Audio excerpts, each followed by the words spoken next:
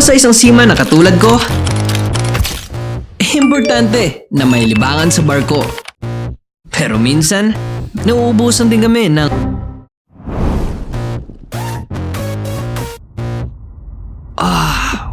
what the Bago pa man ako sumampa ng barko, maraming nagsasabi sa akin, ang swerte niyo ngayon dahil may internet sa barko. Di niyo naranasan yung sulat-sulat. Minsan, uuwi na lang kami.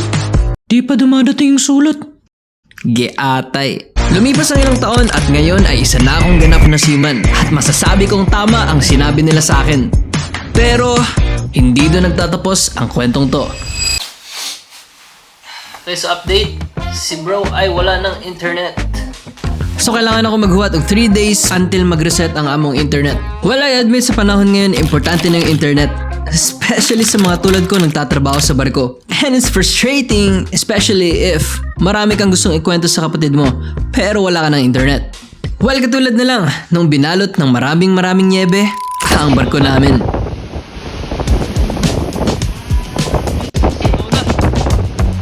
Alam dadrap? Baka, pwede.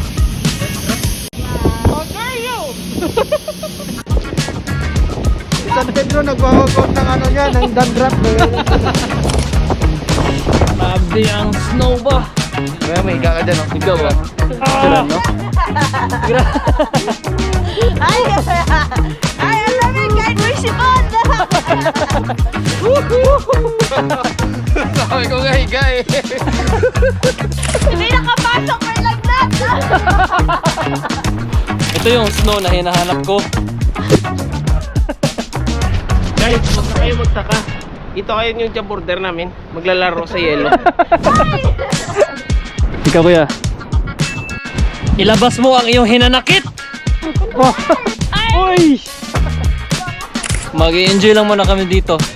Habang ikaw ay nag-agad. Ganyan kalaki ang... Ganyan kalaki ang sama ng loob ko. Well, actually, kaya pa naman, but nandiyo yung mga times nga musod ang snow sa mata bitaw. Manang lisod ibakta sa gawas. Magalaw.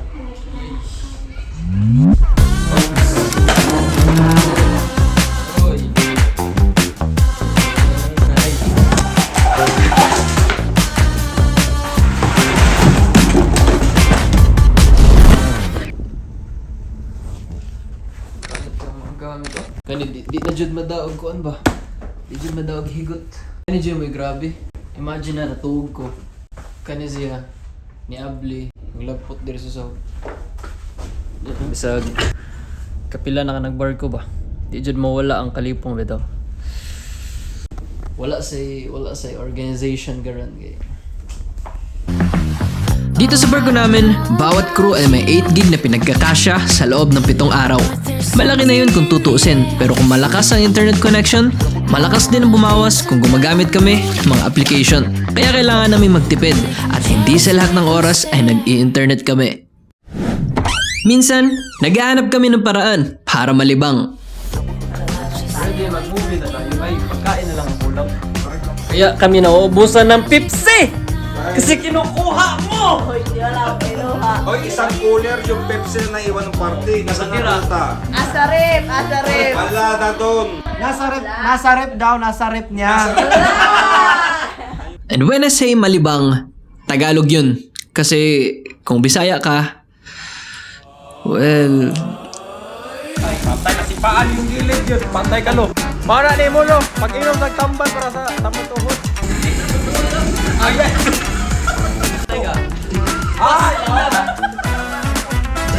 Ano si... Kapilde do. Sorry guys. Sorry guys. Ay, sa patulog ka po. Matulog ka sana. Natulog pa na siya. Natutulog pa ang Zeus.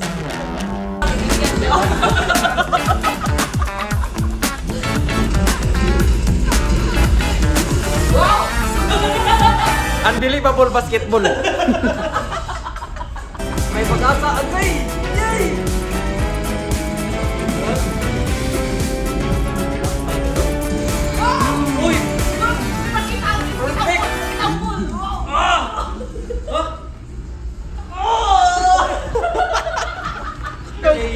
Congratulations! Shout out sa palahubog na ko nga silingan.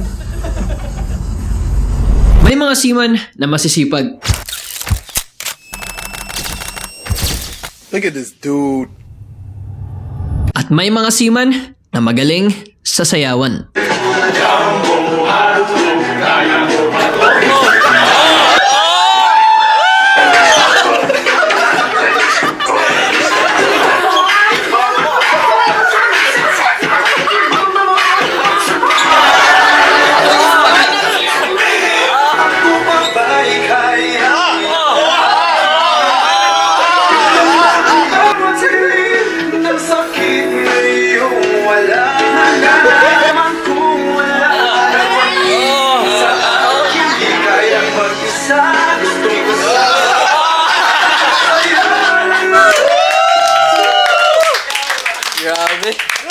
Anong masasabi mo, boys?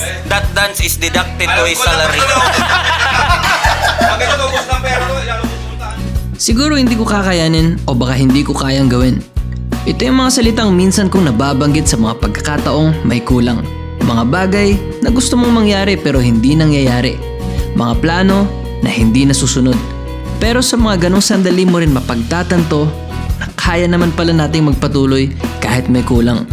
Dahil habang tumatagal, natututunan mong hanapin ang maliliit na bagay na pwedeng ikasaya. Isang tahimik na sandali o isang simpleng pahinga o kaya naman isang araw na natapos mo lang ng maayos. At minsan, yung kakulangan na meron ka ang magpapaalala sa'yo kung gaano kahalaga ang oras. Na ang bawat pagkakataon na nandito ka, lumalaban at nagpapatuloy ay isang malaking bagay na hindi dapat binabaliwala.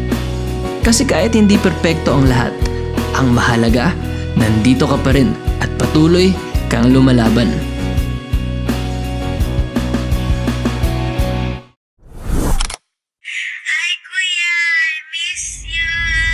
Johnny, but